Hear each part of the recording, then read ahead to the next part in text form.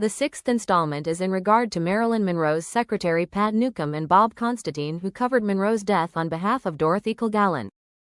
Source 2 began talking about the of Bob Constantine, journalist, and his involvement with covering the story of Marilyn Monroe. Kilgallen was unable to cover the movie star's death in the manner her editor wanted her to. At the time, Kilgallen was staying with interior designer Howard Rothberg at his home on Long Island. So instead, Constantine covered the story on Kilgallen's behalf, and Kilgallen had provided him with many contacts to follow up with. One contact was Fred Otash. Source 2 said they first heard about it approximately 10 days after Monroe's death. There wasn't a lot of details, but a cub journalist at that time stated Constantine had obtained something. He was led to believe he was able to obtain copies of audio tapes. Apparently, Constantine stayed overnight and flew back to New York. The following Monday, Kilgallen was able to provide a little more information regarding Monroe's death. It appeared to me, after reading this, it may have been a backup piece of some sort. It talked about how Monroe was a tortured person running from black shapes of a nightmare. The entire Marilyn Monroe articles are not in Kilgallen, but I'm sure you're aware of that.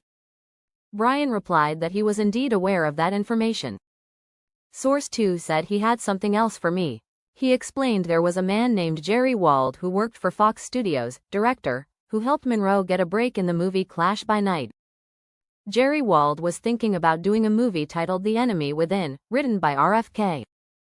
There was much talk about this project, but nothing ever became of it. It is probably common knowledge by now that Wald was intimidated and pressured not to do this movie. Wald died of an apparent heart attack approximately 3 weeks before Monroe died.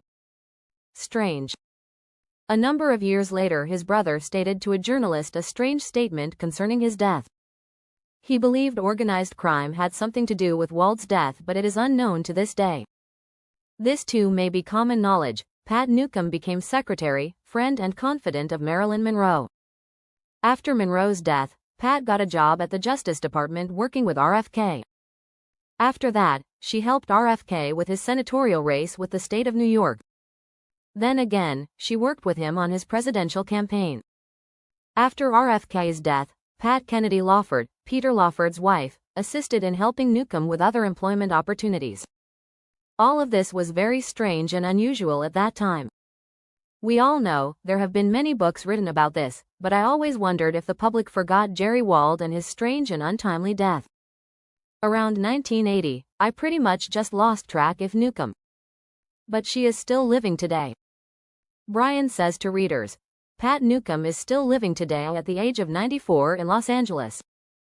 It appears the public has forgotten her as well. Source 2. Getting back to Kilgallen's articles on Monroe. She mentions her being nude, the pill bottles, and her being all alone. It became quite obvious to me that so long ago that somebody read those articles quite carefully. To the point where either a perpetrator or somebody at the scene of the crime would have known.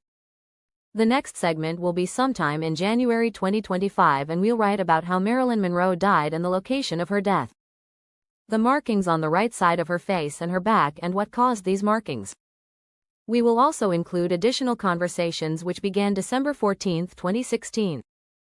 It appears that 2025 is shaping up well for Ms. Kilgallen, and you will not be disappointed.